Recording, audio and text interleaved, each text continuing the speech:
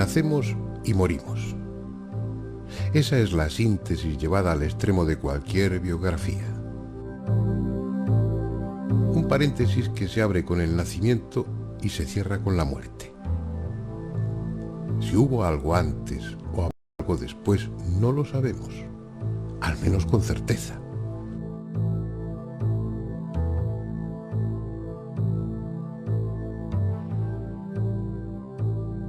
Dentro de ese espacio entre dos incógnitas transcurre nuestra existencia.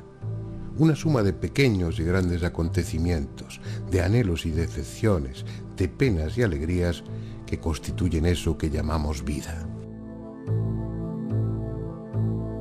El tema es hoy como siempre ha sido. No nos conformamos con vivir ese paréntesis. Nuestro conjunto de recuerdos, de experiencias, de sentimientos, nuestro yo, en suma, se niega a diluirse en la nada. Sin embargo, cada noche nos entregamos al sueño sin recelo. ¿Por qué no entregarnos igual a la muerte, a ese sueño sin ensueños? Algo en nuestro interior se revela ante esa idea. No queremos morir. No queremos atravesar esa drástica barrera por miedo a que después no haya nada. Si tuviéramos la seguridad de que, como muchos creen, la muerte es solo un tránsito a otra vida diferente, todo sería distinto. La pérdida de nuestros amigos y parientes sería solo temporal y viviríamos con el consuelo de un futuro reencuentro. Y respecto a nosotros mismos, el miedo se reduciría a la enfermedad o al dolor que nos lleven a esa frontera entre esta vida y la otra. Las religiones que hemos construido a lo largo de decenas de millares de años se basan en esa necesidad de trascender, pero la visión que nos ofrecieron y ofrecen del otro mundo está hecha a la conveniencia de las castas sacerdotales y de espaldas a la dignidad, incluso al sentido común. El objetivo no es otro que la vida después de la muerte quede condicionada a la sumisión, al cumplimiento de unas normas que según las circunstancias son mudables, incluso contradictorias. Cada cual es libre, o debiera serlo, de querer en lo que quiera. Por eso no vamos a ocuparnos del después desde un punto de vista religioso, entre otras razones porque ni siquiera estamos seguros de que ese después exista. Lo vamos a hacer desde toda la objetividad posible, no aportando pruebas, pero sí experiencias y testimonios de personas que parecen señalar que algo hay después de la muerte. Se le puede dar el crédito que se quiera, pero deben tener en cuenta que se trata de personas que nada ganan relatando sus vivencias, si acaso el prestar un poco de alivio o disminuir la angustia o el temor de aquellas personas que han perdido un ser querido o que están ellas mismas a punto de cruzar esa barrera entre este mundo y lo desconocido.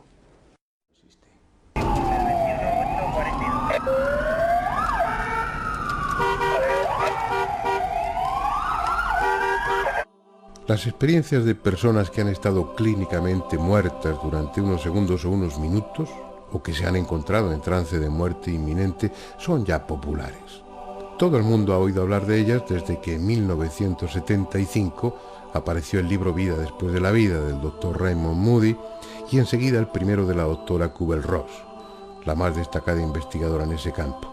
Ellos abrieron camino a innumerables libros que recogían experiencias similares. Personas que en esa frontera entre la vida y la muerte habían visto y sentido lo que es, o podría ser, la antesala del otro mundo. Vivencias en su mayor parte inefables, pero extraordinariamente hermosas para los que las han experimentado.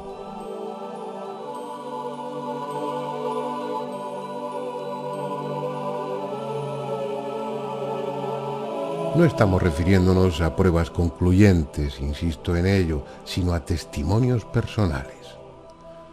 Puede que, como los materialistas sostienen, todo termine aquí, en un cementerio cualquiera, sin un después, y que experiencias como las que acabamos de escuchar solo sean alucinaciones consoladoras fabricadas por nuestro cerebro, aunque lo cierto es que muchos psiquiatras no compartimos esa explicación por considerarla ramplona y cargada de prejuicios.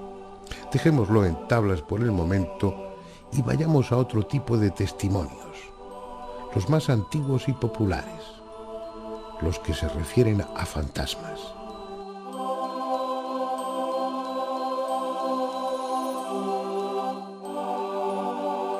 Su simple enunciado pone en guardia a la mayoría de la gente. Se ha hecho tanta literatura con el tema, se les ha cargado con tintes tan siniestros, asociándolos a maldiciones, asesinatos o suicidios, y vinculándolos a viejas abadías, castillos sombríos y otros románticos escenarios, que la primera reacción es de escepticismo.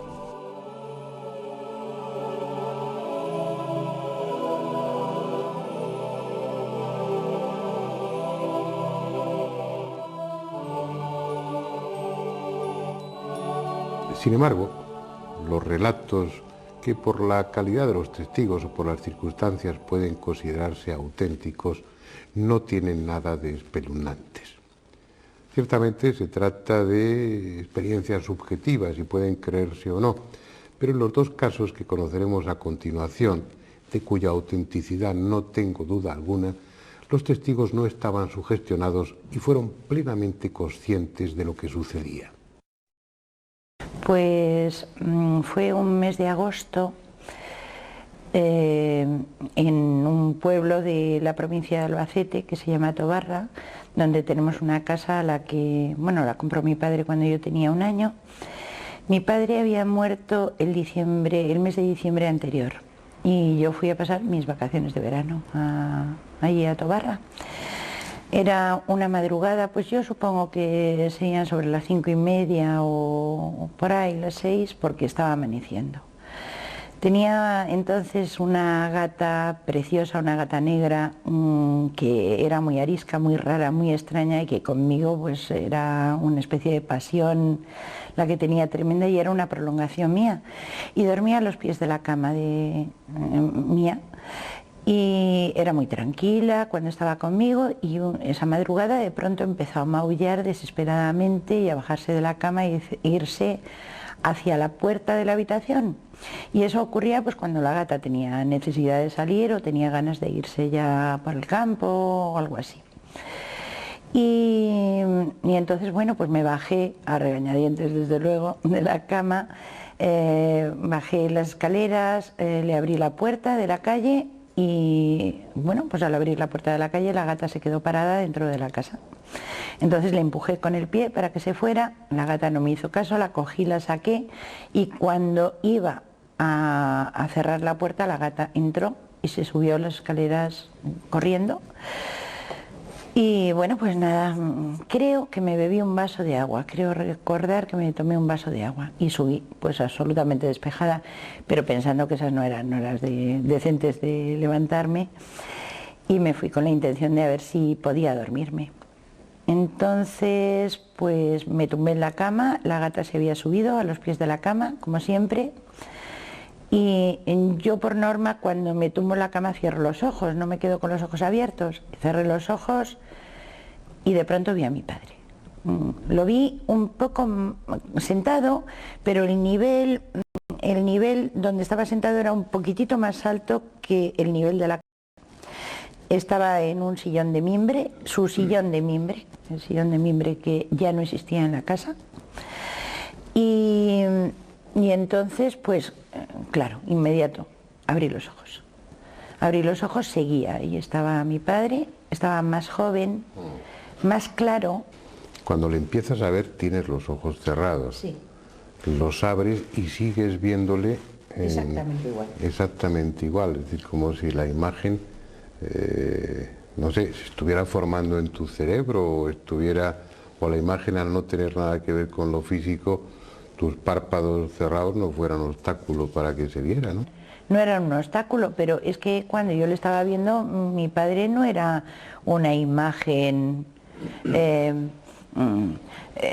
diferente de cómo te estoy viendo a ti ahora. ¿Cómo lo viste?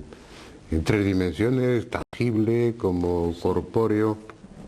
La sensación era absolutamente corpórea, no había nada de fantasmagórico en absoluto en él. Solamente que mi padre pues parecía que tenía unos años menos, que tenía, pues yo qué sé, la impresión era de unos 50 años y mi padre tenía casi 80 cuando falleció. ¿Y te dijo algo? Pues yo me lo quedé mirando y fíjate tú, sí le podía haber preguntado cosas, porque lo lógico y lo natural es que en una circunstancia así yo le hubiera preguntado, ¿qué hay después de esto? ¿Dónde estás? No, le pregunté, ¿qué quieres, papá?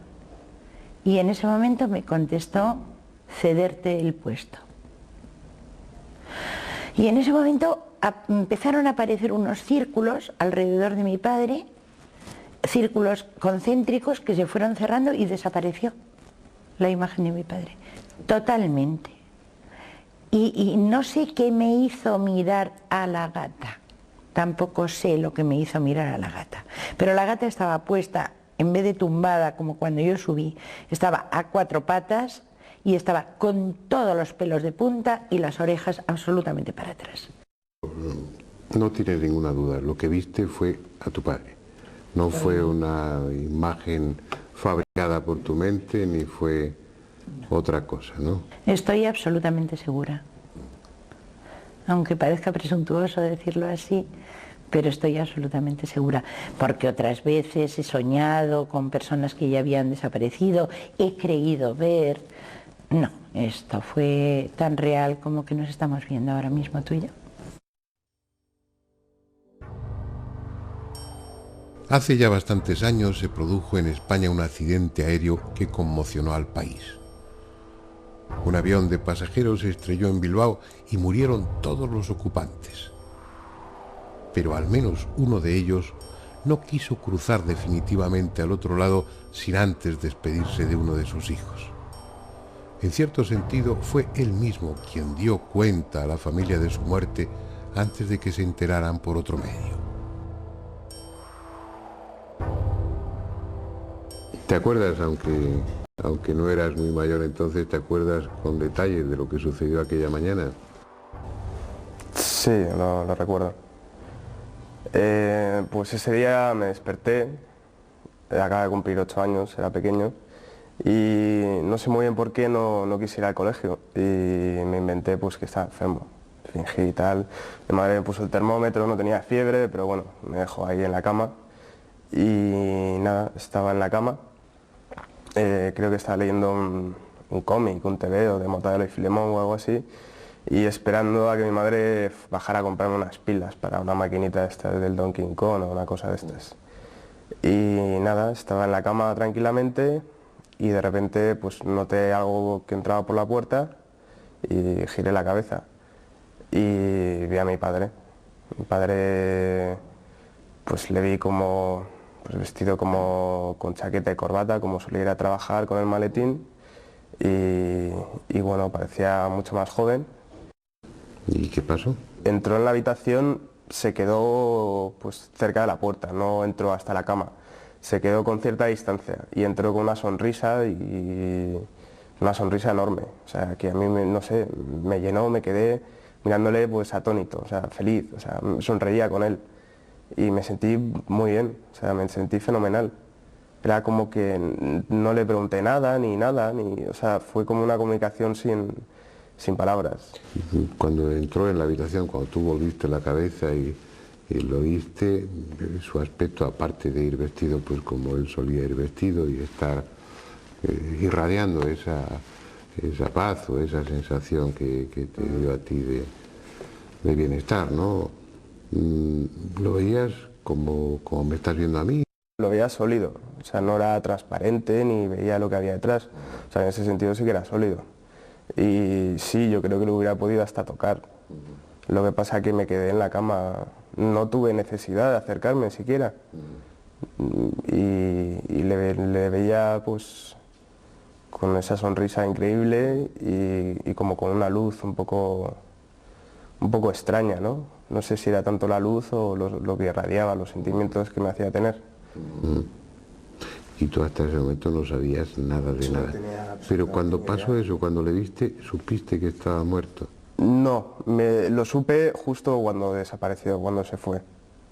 Y entonces toda esa emoción, todo ese sentimiento positivo que me había transmitido, pues entonces ya me di cuenta de que algo malo había pasado, ni siquiera llegué a pensar en la muerte, pero vamos, era bastante probable. ¿Y luego pasó mucho tiempo hasta que supiste de la muerte de tu padre, del accidente? Pasaron como un par de horas o algo así, que llamó mi tío desde Bilbao y bueno, yo estaba en mi cuarto, pero oí la conversación. Me acuerdo que mi madre dijo una frase que dijo: con estas cosas no se juegan, no se pueden hacer este tipo de bromas, una cosa así. Pero de todas formas se me ocultó el hecho hasta ya muy por la tarde, casi noche. Me llevaron a casa unos tíos, luego mi madre me dijo que había habido un accidente, que estaba en el hospital y todo lo demás, pero bueno, yo en el fondo sabía que no, que todo eso era mentira. También me contaste en alguna ocasión que tu madre había tenido esa noche una especie de presentimiento, ¿no?, de algo, que sintió deseos de apagar el despertador, ¿no? Me contó que se despertó esa mañana, antes de que sonara el despertador, con la idea de apagarlo, para que mi padre perdiera el avión, el vuelo. ¿Y por qué no lo hizo? Pues se lo ha preguntado muchas veces, pero no sé, decidió que si tenía que ser así, tenía que ser así. No quería interferir en los acontecimientes. Y tú no tienes ninguna duda, Gonzalo, ¿viste realmente a tu padre? Sí, o sea, a lo largo de los años yo he intentado racionalizarlo, pensar que era una proyección mental, pero claro, no, llega un momento que no, por muchas cosas que pienses, no, o sea, yo vi lo que vi y no era una proyección mental, porque yo no sabía, no podía saber que había fallecido en el accidente, ni siquiera sabía que había habido un accidente. Bueno, pues muy bien, Gonzalo, muchas gracias. ¿Qué hacer con testimonios así? Y son innumerables, aunque la mayoría de sus protagonistas jamás lo contarían en público por miedo a no ser comprendidos. ¿Qué es lo que sucede? ¿Cómo alguien supuestamente inmaterial, puede hacerse visible? ¿Es posible que todos recibamos ese tipo de visitas y por alguna razón especial solo unos pocos puedan verlas? Tal vez sea una especie de don, una capacidad psíquica que en determinadas circunstancias les permite vislumbrar, percibir lo que desde el otro lado penetra en este mundo. Una capacidad que en algunas personas no es transitoria, sino prácticamente habitual. Personas dotadas de eso que llamamos mediunidad. En el capítulo dedicado a la sanación tuvimos oportunidad de conversar ampliamente con Daniel, un sanador espiritual que a su capacidad une una gran dosis de sensatez. Como otros sanadores espirituales, se considera un simple medio para que a través de él actúen fuerzas o seres del plano espiritual. Esa cualidad de medium le lleva también a recibir impresiones, incluso mensajes, de los familiares fallecidos de sus pacientes. Algo que, aun estando convencido de que la muerte no es el final, vive con cierto recelo. Daniel, seguimos abusando de ti. Cuando hablábamos de sanación, tú insistes, enfatizas lo de sanación espiritual y hablas de la comunión o de la comunicación, el canal con otros planos espirituales.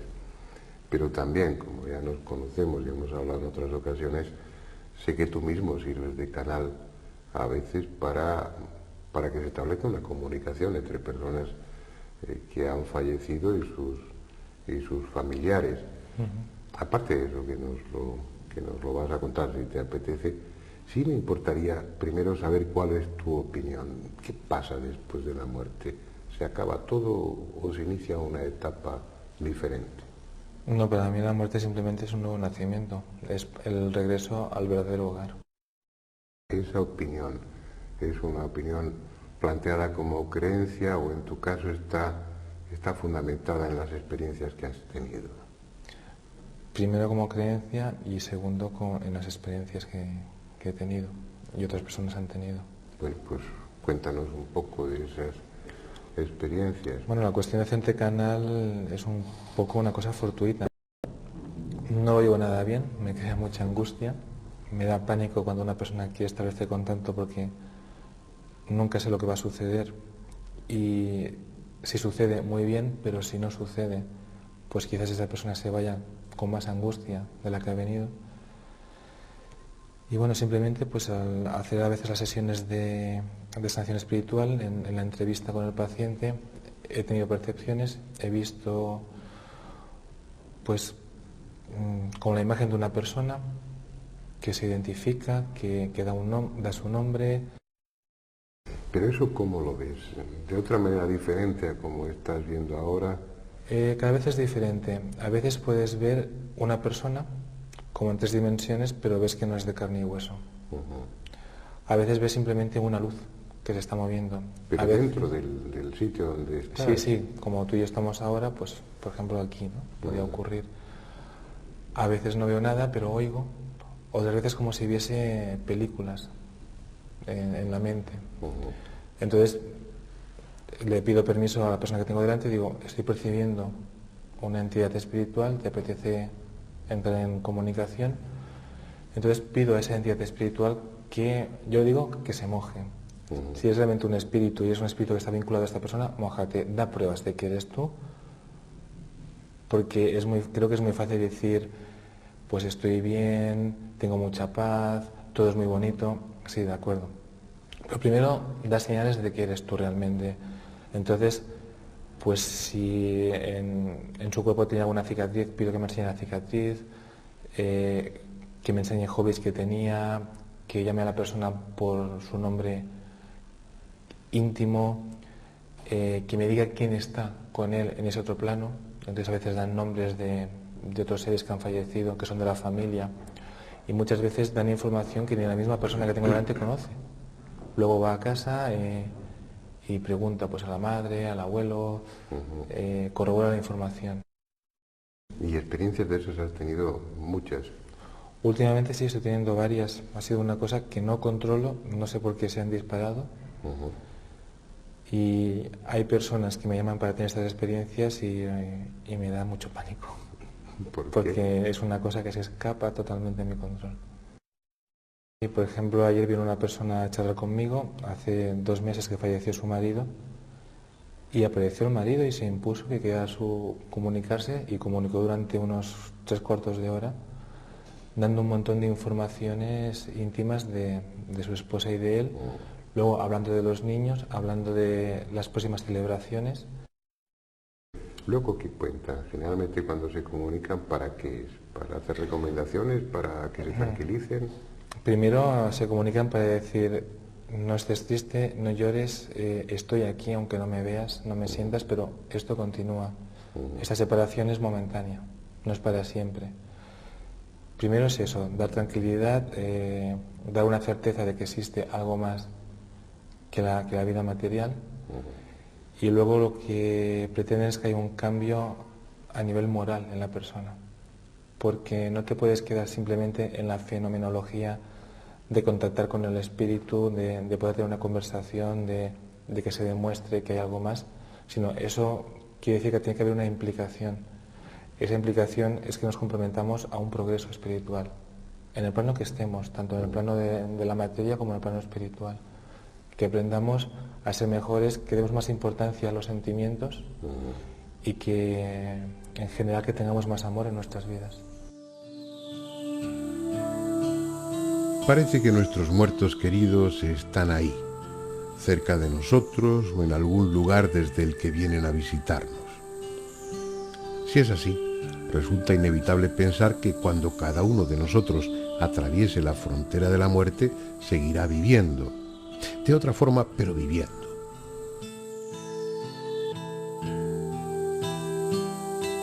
La cuestión ahora es que si la muerte no es el final, lógicamente el nacimiento no es el principio.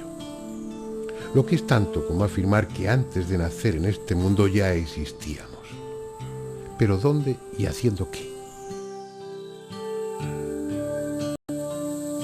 Miles de millones de personas están convencidas de que reencarnamos con la finalidad de aprender y así irnos perfeccionando espiritualmente.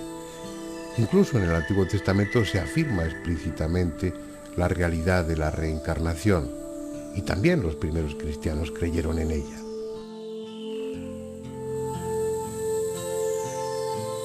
Apenas quedan unos minutos para hablar de ello. En otra ocasión lo haremos con detenimiento. Merece la pena, porque en estas últimas décadas la reencarnación ha experimentado un nuevo impulso. Y no desde el punto de vista religioso, sino desde el punto de vista psicológico. Cada vez son más los psicoterapeutas en Estados Unidos y en otros países que buscan la causa de trastornos psíquicos de sus pacientes en traumas experimentados en vidas anteriores.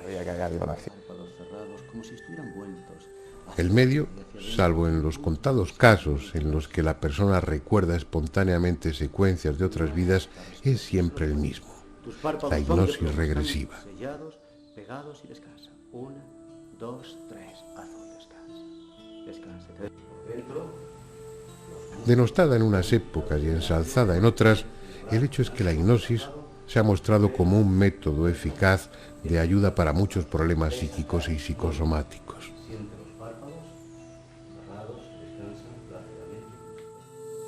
Irás bajando, irás retrocediendo en el tiempo, más allá del tiempo y del espacio actual. Quiero que regreses a otra época, a otro lugar, quizá a otro país, a otra personalidad. Olvídate de todo, duerme, descansa. Tu subconsciente escucha mi voz y va a hacer que retrocedas a alguna fecha, alguna experiencia, alguna latitud cultural que tenga que ver algo con el eje de tu búsqueda personal o con algunos problemas que tú quieras resolver en tu vida actual. Muy bien. El paso siguiente es sugerirle que retroceda aún más, que busque en su memoria inconsciente escenas o situaciones de una posible vida anterior. De tener éxito, a partir de ese recuerdo se van ampliando detalles que pueden permitir deducir quién fue y en qué época y lugar vivió esa otra vida. ¿Qué está pasando? Azul, descansa, dime todo lo que está pasando. ¿Se está muriendo?